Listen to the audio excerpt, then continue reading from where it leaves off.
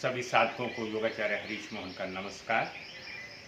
साधकों, योग यात्रा में हमने आसनों का अभ्यास किया, प्राणायाम किया, मुद्राएं की। तो जैसा कि हम पहले बता चुके हैं कि अष्टांग योग में आसन और प्राणायाम ये जो हैं ये तीसरा और चौथा स्टेप है। इससे पहले दो स्टेप हैं यम और नियम। यम और नियम में हमने बताया था कि शौच जो है वो उसका सबसे पहला स्टेप है, पहला चैप्टर है। तो उसमें सफाई अंता और बाह्य ये बहुत ज़रूरी है। तो बाह्य सफाई उनके लिए बहुत ज़रूरी है जो कि कफ और पित्त वृत्ति के लोग हैं। तो उसमें षट कर्म में आपका जो है बस्ती, धोती, नेति, नौली, कपालभाति और साथ ही साथ त्रक।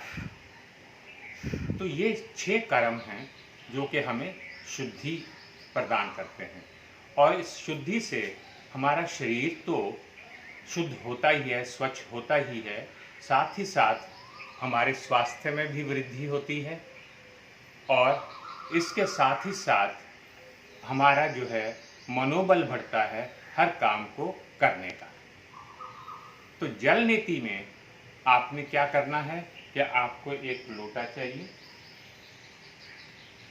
और गुनगुना पानी और थोड़ा नमक। बस गुनगुने पानी में नमक इतना मिलाना है कि वो एक आंसू जितना नमकीन होता है उतना ये नमकीन हो जाए। और श्वास लेना है आपने मुंह से। जब क्रिया को करना है तो उसमें मुंह से श्वास लेंगे, मुंह से ही श्वास छोड़ेंगे और पहले चेक कर लेंगे कि जो भी नासिका आपकी चल रही है उस नासिका से इसको शुरू करेंगे और एक तरफ से करने के बाद इसका अभ्यास दूसरी नासिका से करेंगे। तो पानी लेंगे,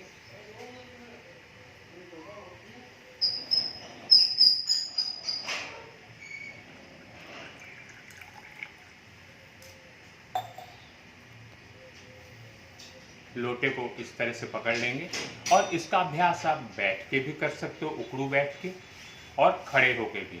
बस गर्दन को थोड़ा सा आगे झुकाना है, मुंह से श्वास लेना है और चेक कर लें पहले कि कौन सा नासिका आपकी चल रही है।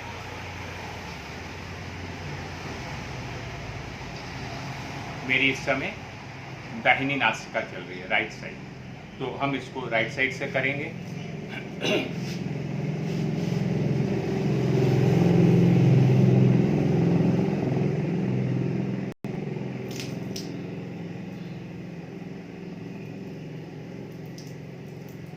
अब हम इसको दूसरी नासिका से करेंगे उसी तरह।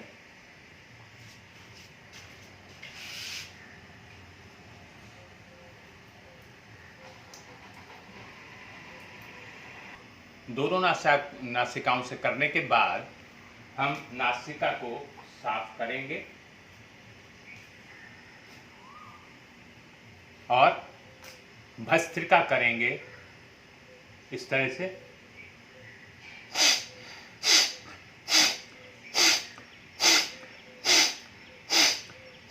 फिर दूसरी साइड से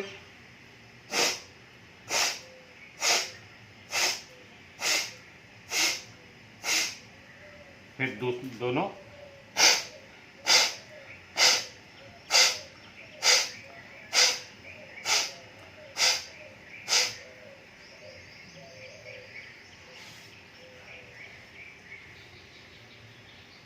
तो इस तरह से नासिकाओं को अच्छी तरह से साफ करेंगे और उसके बाद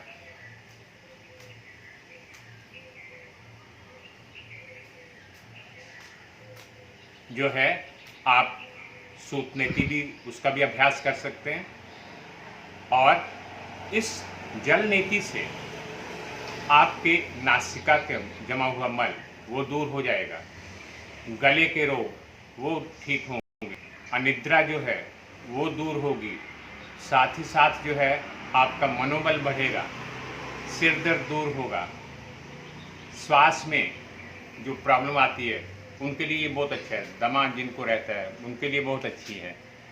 तो इतने सारे फ़ायदे हैं, पर एक बात याद रखेंगे कि शुरू में ये आप किसी योग शिक्षक की देख-रेख में ही इसका अभ्यास शुरू करिए।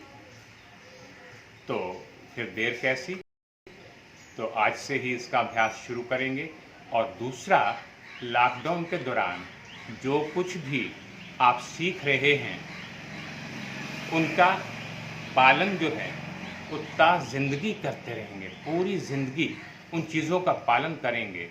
क्योंकि याद रखिए कि जो भी ज्ञान है वो उसका जब हम आचरण करेंगे तभी लाभ पहुंचता है, सिर्फ किताबें इकट्ठी करने से लाभ नहीं पहुंचता।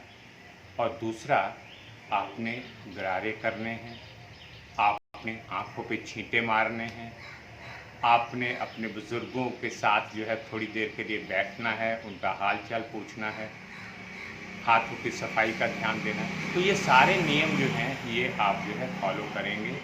और इसी के साथ ये कामना करते हुए सर्वे भवन्तु सुखिनः, सर्वे सन्तु निरामया। आपका बहुत बहुत धन्यवाद।